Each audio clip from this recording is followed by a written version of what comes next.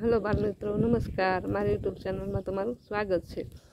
हूँ common entrance test और नवोदय प्रवेश परीक्षा बंनेनी तैयारी यूट्यूब चैनल पर करावुं छुं। अगाऊ पण मैं बंनेना विडियो मूकेला छे। जो तमारे जोवाना बाकी होय तो पहेला ते तमे विडियो जोई लेजो अने विडियो जोता जोता तमे नोट पण बनावजो, जेथी करीने तमने पुनरावर्तन करवामां सारूं रहे अने याद पण वधारे रहे। एटले तमारे नोट पण बनाववानी अने जो विडियो मारो न समजाय तो तमारे तेने वारंवार पुनरावर्तन करवानुं, जेथी करीने समजाई जाय। अने मैं अलग अलग प्लेलिस्ट पण मूकेलुं छे, जेथी करीने तमने झड़पथी विडियो मळी रहे। तो प्लेलिस्टमां जईने तमारे विडियो जोई लेवाना। अने त्यारे हूँ जीसीआरटी जे प्रश्नपत्र मूकेला छे ते प्रश्नपत्र सोल्व करावुं छुं अने पछी हूँ तमने एनी प्रश्न बैंक मूकेली ए पण करावीश। अने खास तो ते पाठ्यपुस्तकमांथी पूछे छे, तो खास पाठ्यपुस्तकमांथी जे मुद्दा पूछावा जेवा होय ते तमने अलग तारवीने हूँ तमने यूट्यूब चेनलमां भणावीश। तो मारी यूट्यूब चेनलने तमे लाइक शेर अने सब्सक्राइब करजो। तो हालो आपणे प्रश्नपत्र डी जोईए। पहेलो प्रश्न छे श्रेणी पूर्ण करो। आ तमे जोशो ने 2, 7, 4 અને ખાલી જગ્યા 6, 3, 8 અને 1 છે। તો અહીંયા તમે જોઈએ પહેલાં આગળથી નથી બરાબર ચાલતી, તો પાછળથી પણ તમે કરી શકો। અહીં 1 છે તો અહીંયા 2 છે, અહીં 7 છે તો અહીંથી આવી રીતે હાલવાનું 8 છે, અહીં 3 છે, અહીં 4 છે। તો હવે અહીંથી આપણે આવી રીતે હાલવાનું, અહીંથી આમ ગયા, અહીંથી આમ આવ્યા, અહીંથી પાછા આમ ગયા અને હવે અહીંથી 4 છે તો અહીંયા કોણ આવે? તો અહીંયા આવે 5 આવશે અને અહીંયા આવે, અહીંયા તો 6 છે જ, એટલે અહીંયા આવશે 5। जवाब आवशे बी 5। श्रेणी पूर्ण करो। आ 1/2 एटले अर्धो, 1/5 एटले के 1/2 थाय। तो आ अर्धो छे तो आ केटला भेळवा तो 1/2 थाय, तो अर्धामां 1 भेळवी एटले 1/2 थई जाय। अने अहींया एवी रीते ते तमे अहींया जोशो ने तो 1/2 मां केटला भेळवा तो 2.5 थया। तो के 1/2 मां 1 भेळवी 2.5 एटले अहीं तमे जोशो ने तो 1 नो वधारो थतो जोवा मळे छे। तो आ खाली जग्यामां हवे शुं आवशे? तो के 3.5 2.5 में तमे 1 भेळवो એટલે 3.5 આવે એટલે જવાબ આવશે સી। હવે 3 નંબર જોઈ। આકૃતિમાં વધુમાં વધુ કેટલા ચોરસ છે તે જણાવો। આ એક આકૃતિ છે ને, તમે તમે આમ જોવો ને તો 1, 2, 3, 4 તો તમને દેખાય છે, પણ તેની અંદર નાના નાના છે। આ 1, આ 2 અને આ 3 એવી રીતે। તો આ 1, 2, 3, 4 અને આ વચ્ચે 5 એમ કરીને કુલ 5 છે। 5માં 3 3 છે એટલે 3 1 3, 3 2 6, 3 3 9, 3 6 12 અને 3 5 15 એટલે કુલ આમાં 15 ચોરસ સમાયેલા છે। હવે 4 નંબર જોઈ। આકૃતિમાં કેટલા લંબચોરસ છે? તો આ આકૃતિમાં કેટલા લંબચોરસ છે? તો પહેલાં આવી રીતે દેખાતા હોય તે ગણી લેવાના। આ 1, આ 2, આ 3, આ 4, આ 5 અને આ 6। પછી જોઈએ આવડા 7, આ 8, આ 9 અને આ મોટું 10 એમ કરીને આ આકૃતિમાં કુલ 10 લંબચોરસ છે। જવાબ આવે સી।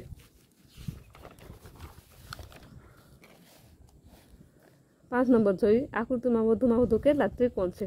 તો આમ પહેલાં જે દેખાતા હોય ને તે ત્રિકોણ ગણી લેવાના। 1, 2, પછી આ 3, આ 4, 5 અને 6 અને આ 7, પછી આ 8 અને આ મોટું 9 એમ કરીને કુલ આ આકૃતિમાં 9 ત્રિકોણ સમાયેલા છે। જવાબ આવે એ।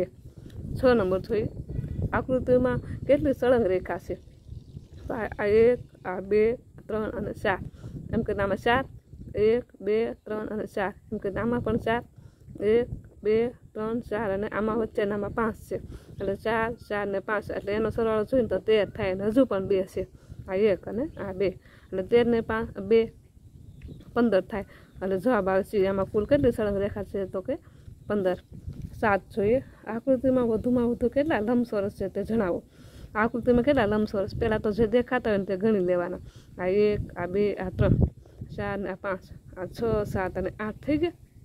હવે અહીંથી આમ જોઈએ ને તો આ 9 અને આ મોટું જોઈને આમ તો 10, આ જોઈએ 11, પછી આ જોઈએ ને અહીંથી આવી રીતે આ 12 અને આ 13 એવો કુલ 13 થઈ ગયા અહીંયા। હવે પછી અહીંથી આમ જોવાના, આ 2 થી ને આ 1 14 થઈ ગયા। હવે આ 2 થી 15, પછી અહીંયા જોઈએ આ 2 થી 16 અને આ 2 થી આમ 17 એમ કરીને આમાં કુલ 17 છે। તો જવાબ આવે ડી। 8 નંબર જોઈએ। અંગ્રેજી મૂળાક્ષર પરથી કયો શબ્દ બનતો નથી? એટલે અહીંયા જે એક શબ્દ આપેલો છે, મૂળાક્ષર આપેલા છે એનો એક શબ્દ, અહીંયા 4 ABCD 4 શબ્દ આપેલા, એમાંથી કયો શબ્દ બનતો નથી? તો કે આમાં જે મૂળાક્ષર નહીં હોય ને તે નહીં બનતો હોય, એટલે આ શબ્દમાં આ બધા મૂળાક્ષર છે, આ શબ્દમાં પણ બધા મૂળાક્ષર છે, અને આ શબ્દમાં પણ બધા જ છે, પણ આમાં તમે ડી જોશો ને એ ડી આમાં નથી, એટલે જવાબ આવે બી. 9 નંબર જોઈએ, અંગ્રેજી મૂળાક્ષર આના બે એક નિયમ લાગુ પડે.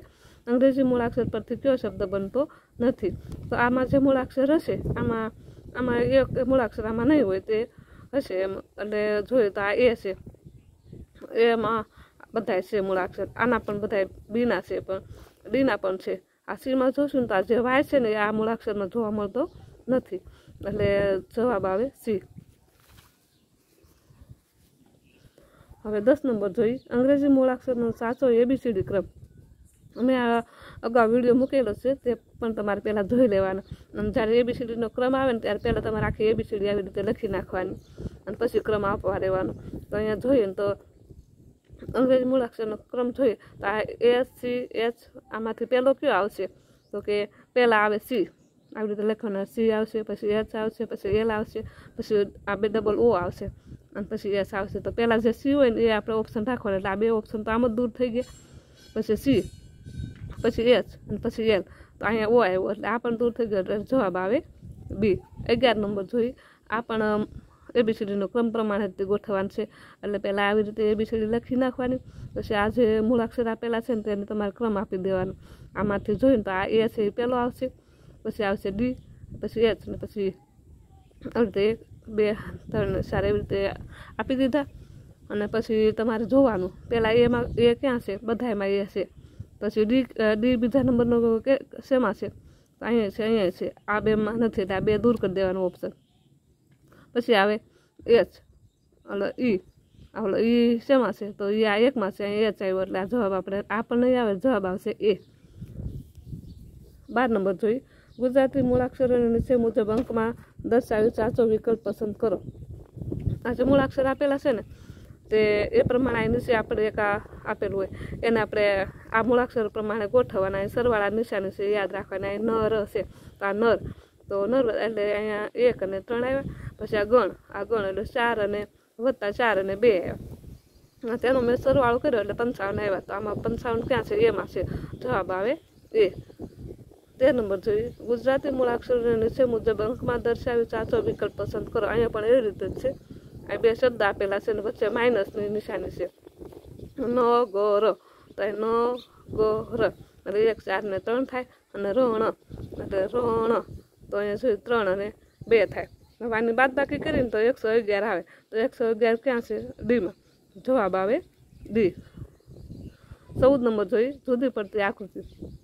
એ તમે જોશો ને તો અંદરની ને બહારની બંને અલગ છે. આમાં પણ અંદર બહાર અલગ છે, આમાં પણ અંદર બહાર અલગ છે, પણ આ એક જ અંદર ને બહાર બંને સરખી છે, એટલે આ જુદી પડતી આકૃતિ છે. જવાબ આવે એ.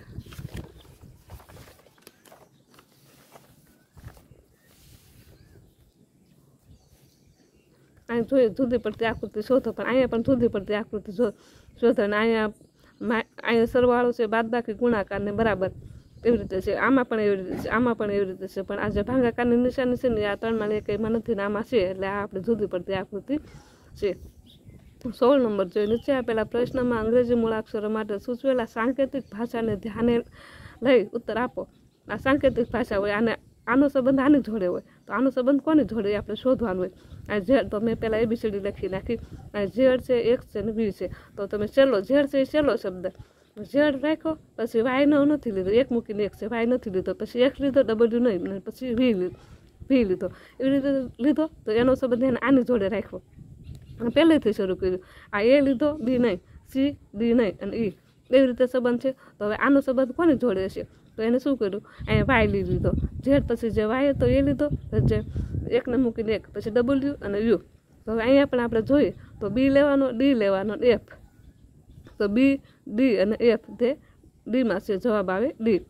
તો અહીંયા એવી જ રીતે અહીંયા પણ છે, અહીંયા A પછી F છે, તો તમે જોશો ને ત્યાં A B C અને D, તો E વાળો ઓપ્શન હોય ને તે રાખવાના, બીજા દૂર કરી દેવાના, આ બંને દૂર કરી દેવાના, અને આ બેમાં જોવાનું. તો પછી અહીંયા A છે, B છે, C છે, D છે, પછી પાછું અહીંયા E છે, E પછી અહીં પાછું શરૂ કર્યું F G H I, અને તો અહીંયા J આવશે, તો અહીંયા K છે, એટલે આ નહીં આવે, જવાબ આવે એ. 18 નંબર જોઈએ, નીચેના પૈકી શબ્દકોશના ક્રમ મુજબ સાચો ક્રમ શોધવાનો. ગુજરાતી શબ્દકોશનો ક્રમ છે. તમે જોશો ને તો કો બધાયમાં છે. હવે જ્યારે પહેલો મૂળાક્ષર સરખો હોય તો બીજો મૂળાક્ષર જોવાનો. આ મ, ય અને ર. આ ય 2 વખત આવ્યા. તો મ, ય, ર અને લ એવી રીતે આપણે અહીંયા આવેલા છે. તો મ છે એ પહેલો આવશે, આપણે કક્કો લખી નાખવાનો. મ છે તે પહેલો આવશે, પછી ય છે. યવાળા શબ્દ 2 છે ને તો આપણે એનો ત્રીજો મૂળાક્ષર જોવાનો. આ ડો અને આ લ. તો મૂળા કક્કો જોઈએ તો ડ પહેલો આવે, પછી લ આવે. એટલે ડ વાળો શબ્દ પહેલો મૂકવાનો અને પછી લ વાળો, અને પછી મૂળાક્ષર આવે ર, એટલે છેલ્લે આવશે ર વાળો. એટલે જવાબ આવે બી. પછી 19 નંબર જોઈએ, નીચેના પૈકી શબ્દકોશના ક્રમમાં ABCD મુજબ સાચો ક્રમ શોધવાનો છે. હવે આપણે આ ABCDનો સાચો ક્રમ શોધવાનો. તો આમાં જોઈશું ને તો આ એન છે ને, એન બધામાં કોમન સરખા છે. પછી ઈ પણ સરખા છે, પણ અહીંયા ઈ નથી, અહીંયા છે ને આઈ આવી ગયો. એટલે આઈ વાળો જે શબ્દ છે ને એ છેલ્લે આવશે, એટલું યાદ રાખવાનું. એ આપણે રાખવાના, બીજા આપણે દૂર કરી દેવાના. તો આ પણ દૂર થઈ જશે અને આ પણ દૂર થઈ જાય. સી અને ડી આમને દૂર થઈ ગયા. આ 2 ઓપ્શન જોવાના. હવે ઈ આવ્યો, પછી અહીંયા સી છે. હવે એ બીજા ક્રમમાં બીજો મૂળાક્ષર ઈ છે, તો હવે આપણે ત્રીજો મૂળાક્ષર જોવાનો. ત્રીજો અહીંયા સી છે, અહીંયા ત્રીજો ઈ છે. તો હવે પહેલાં સી આવે કે ABCDમાં ઈ, તો પહેલો આવે સી. એટલે સી વાળો શબ્દ પહેલો આવશે, પછી ઈ વાળો આવશે, અને પછી આવશે એસ વાળો. અને આ શબ્દ તો છેલ્લે જ આવતો હતો, એટલે આપણે ABCDના ક્રમમાં એ છે તે જવાબ આવે. 20 નંબર જોઈએ, નીચેના પ્રશ્ન નંબર 20, 21 અને 22માં આપેલા શબ્દોમાંથી અલગ પડતો શબ્દ શોધવાનો. આમાં જોઈએ જુલાઈ છે, સપ્ટેમ્બર છે, ઓગસ્ટ અને ઓક્ટોબર છે. આ 3 જુલાઈ, ઓગસ્ટ અને ઓક્ટોબર એ 31 દિવસ હોય ને આને 30 દિવસ હોય, એટલે સપ્ટેમ્બર તે અલગ પડશે. 21 નંબર જોઈએ, અમદાવાદ, ગુજરાત, સુરત અને રાજકોટ આમાંથી અલગ કોણ પડે? કેમ કે આ બધા છે તે જિલ્લા છે ને ગુજરાત છે રાજ્ય છે, એટલે ગુજરાત તે અલગ પડે. 22 નંબર જોઈએ, બનાસકાંઠા, કચ્છ, તાપી અને રાજસ્થાન છે. તો આમાંથી અલગ કોણ પડશે? રાજસ્થાન રાજ્ય છે. આ 3 છે તે જિલ્લા છે. હવે આગળ જોઈએ 23 નંબર, નીચેના પ્રશ્ન નંબર 23 થી 24માં શરૂઆતના 2 પદ વચ્ચે રહેલ સંબંધને સમજી બાકીના 2 પદ વચ્ચે તેવો સંબંધ રચાય તે રીતે ખાલી જગ્યાનું પદ આપેલ વિકલ્પમાંથી પસંદ કરવાનું. આ ડૉક્ટર છે, તો ડૉક્ટર છે તે દર્દીને સાજા કરે. તો શિક્ષક હોય તો શિક્ષક કોણ? વિદ્યાર્થીને ભણાવે. તો જવાબ આવે ડી. આ ઉત્તરાયણ છે, ઉત્તરાયણમાં પતંગ ચગાવે. તો દિવાળીમાં શું કરાય? તો કે ફટાકડા ફોડાય. તો જવાબ આવે એ. 25 નંબર જોઈએ, દર્પણ આકૃતિ શોધવાની છે. તો આ દર્પણ અહીંયા જ્યારે દર્પણ આપેલું હોય ને તો ઉપરનો ભાગ નીચે રહે ને આ નીચેનો ભાગ ઉપર જતો રહે, એટલો ફેરફાર થાય. ડાબુ જમણું નહીં, પણ ઉપર નીચેનો. તો આ જવાબ આવે એ.